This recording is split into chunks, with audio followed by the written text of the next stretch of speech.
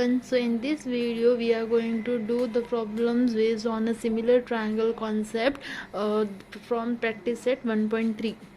So the first problem we have is as shown in the figure, two poles of the height 8 meter and 4 meter. हमारे पास दो poles हैं. First pole is PR and the second pole is AC. तो first pole की height हमें दी है 4 metre and second की दी है 8 meter. Are perpendicular to the ground. ये दोनों ही पोल्स ग्राउंड से परपेंडिकुलर है. So we will draw perpendicular sign. If the length of the shadow of the smaller pole due to the sunlight is 6 meter, then how long will be the shadow of a bigger pole at the same time? Means कि अगर ये PR पोल ने 6 metre shadow cast किया, ठीक है, तो उसी time पे AC पोल ने कितने लेंथ का शैडो कास्ट किया ये हमें फाइंड करना है. इसलिए ये ऑलरेडी वहां पे X कंसिडर किया हुआ है. क्लियर है. नाउ यहाँ पे हमें एज पर बोला नहीं है कि ये दोनों ट्रायंगल सिमिलर है या कुछ और ना ही हम प्रूव कर सकते हैं क्योंकि हमें कोई कनेक्शन दिया भी नहीं है. सो हम अगर इनकी साइड्स को करस्पॉन्डेंस में लेना चाहे तो हम कैसे लेंगे. उसके लिए हमें यहाँ पे कंडीशन दी है कि दोनों के ही shadow at the same time cast हुए हैं एंड क्योंकि वो सेम टाइम पे है तो we will consider both the triangles as similar. ठीक है. So we will write as shadow are casted by both the poles at same time. Therefore triangle PQR is similar to triangle ABC. Clear है. अब क्योंकि triangle similar है तो हम उनकी sides को करस्पॉन्डेंस में ले सकते हैं. So we will take PR upon AC is equals to QR upon BC. इधर रीजन क्या आएगा. Sides corresponding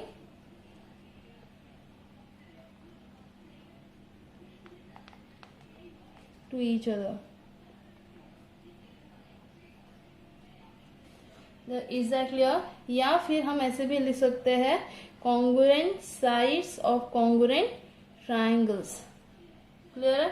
so value substitute करो. PR की वैल्यू कितनी आएगी 4, AC की वैल्यू कितनी दी हुई है 8, QR की वैल्यू कितनी है 6 एंड BC की वैल्यू हमें फाइंड करनी है. क्रॉस मल्टीप्लाई करो. सो 4 इंटू एक्स 4x, 8 इंटू 6 48. सो 4 यहाँ पे मल्टीप्लीकेशन में है, वहां पे जाएगा तो divide. So x is equal to 48 divide by 4. So हमें x की वैल्यू कितनी मिली 4 1 जा 4 2 जा दैट इज 12 मीटर. सो हमें क्या ढूंढने बोला था. The length of the shadow of a bigger pole. So the length of shadow casted by bigger pole is 12 meter long. So the second problem we have is in triangle ABC, AP is perpendicular to BC and BQ is perpendicular to AC. BPC के बीच में इसका मतलब क्या है कि वो collinear है. BPC collinear मतलब एक ही लाइन में है एंड AQC भी कोलिनियर है.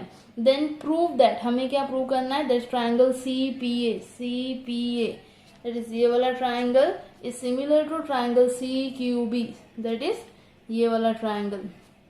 सो देन हमें कुछ वैल्यूज दी हुई है. AP की वैल्यू दी है 7, BQ की वैल्यू 8, BC की वैल्यू दी है 12 एंड हमें AC फाइंड करना है. सो पहले हमें जो प्रूव करने बोला है वो प्रूव कर लेंगे बट उसके पहले हम लिखेंगे given.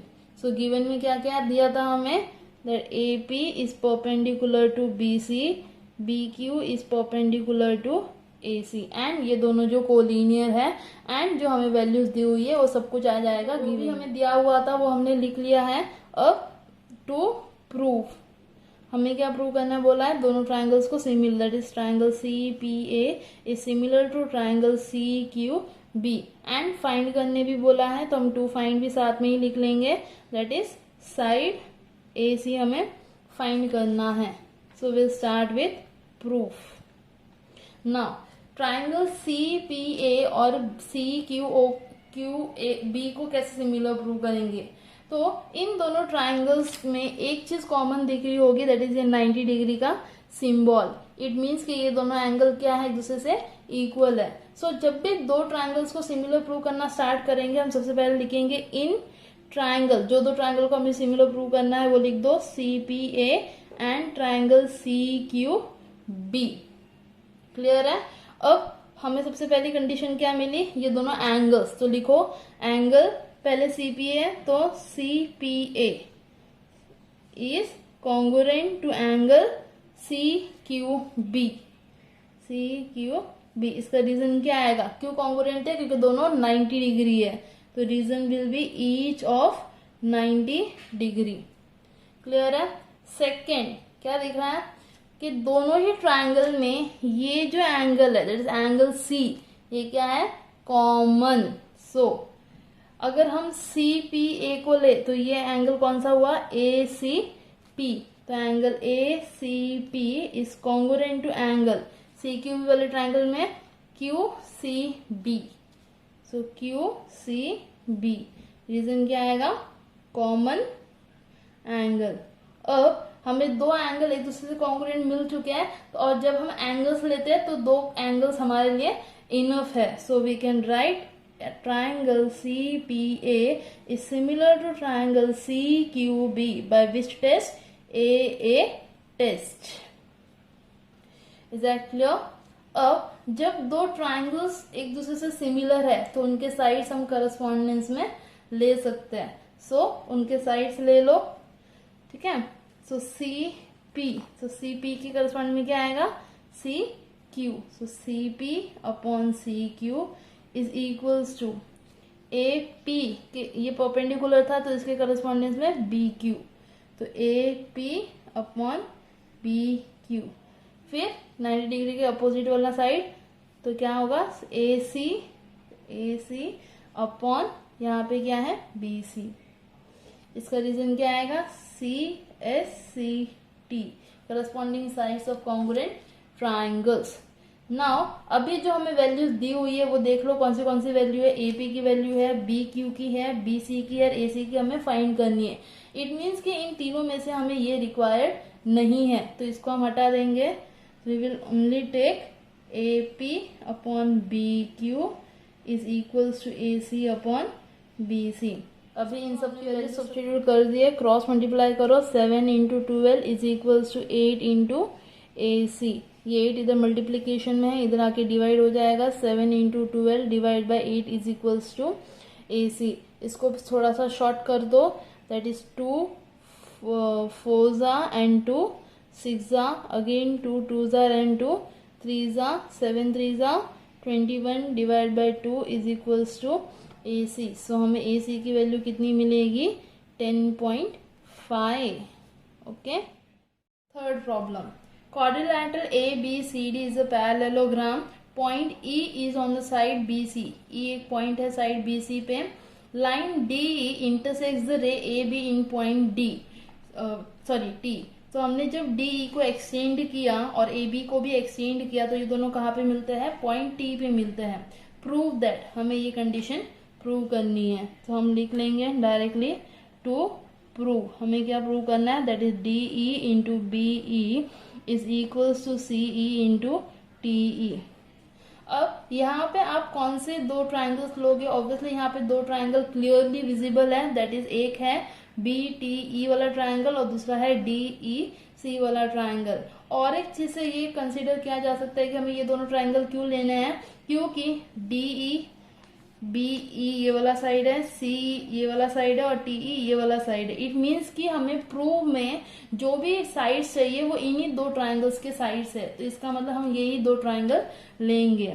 So proof in clear है। सो अभी इन दोनों ट्रायंगल्स को सिमिलर प्रूव करने के लिए हमारे पास कोई दो कंडीशंस होनी चाहिए।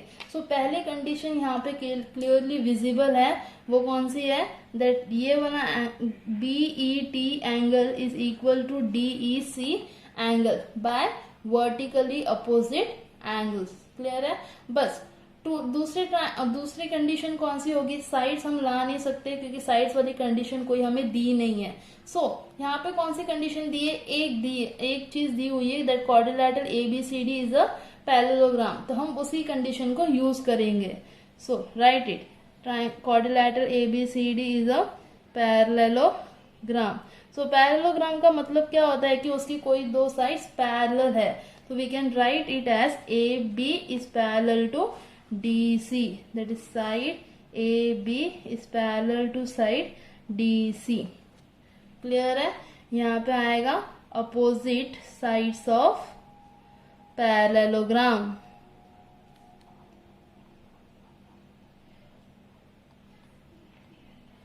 क्लियर है? अब बट मैं अगर बोलूं कि AB DC से पैरेलल है, तो हमने AB को ही T तक एक्सटेंड किया है, so I can also say it as कि AT DC से पैरेलल है। क्लियर है? और जब मतलब AT का ही एक छोटा सा हिस्सा BT है, तो मैं ये भी बोल सकती हूँ कि BT DC से पैरेलल है। हम लिखेंगे that is BT is parallel to side DC। Is that clear? अब जब ये दोनों पैरेलल है तो ये TD क्या हुआ, उनका ट्रांसवर्सल, एंड सेक TD इज अ ट्रांसवर्सल। इस ट्रांसवर्सल ने इन दोनों पैरेलल के साथ क्या बनाया, एक Z शेप बनाया, जिससे हमें ये वाला angle that is BTE angle is congruent to EDC by alternate angles. Right, हम लिखेंगे एंगल BTD, क्योंकि हमने ये पैरेलल लिया तो हम पूरा लेंगे पहले, BTE is congruent to angle TDC। यहाँ पे रीजन क्या आएगा, अल्टरनेट एंगल्स। तो हम BTD बोले या BTE बोले, is one and the same, because TED क्या है, कोलिनियर। तो हम लिखेंगे दैट इज एंगल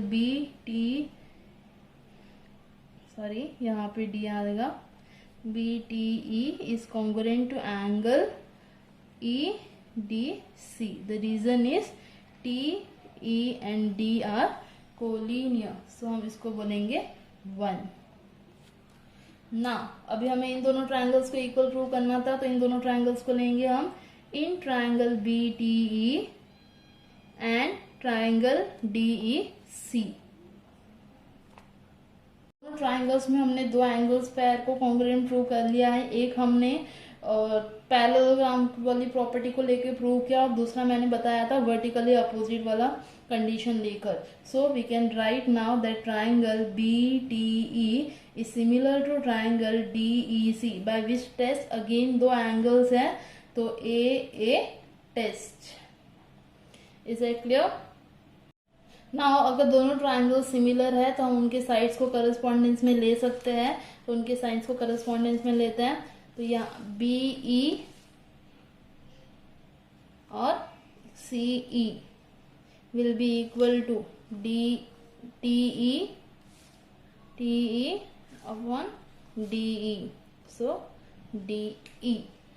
नेक्स्ट चीज हम यही लेंगे, क्योंकि BT एंड DE की हमारे प्रूफ में कोई रिक्वायरमेंट नहीं है।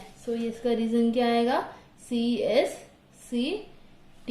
इसको क्रॉस मल्टीप्लाई करो, BE into DE is equals to TE into CE। हम देख सकते हैं कि हमें यही प्रूव करना था। Got it? And hence we will write it, hence proved. Clear है? आप बाकी के 1.3 प्रैक्टिस सेट के सम सॉल्व करो। अगर कोई डाउट है तो ask in the comment section. Thank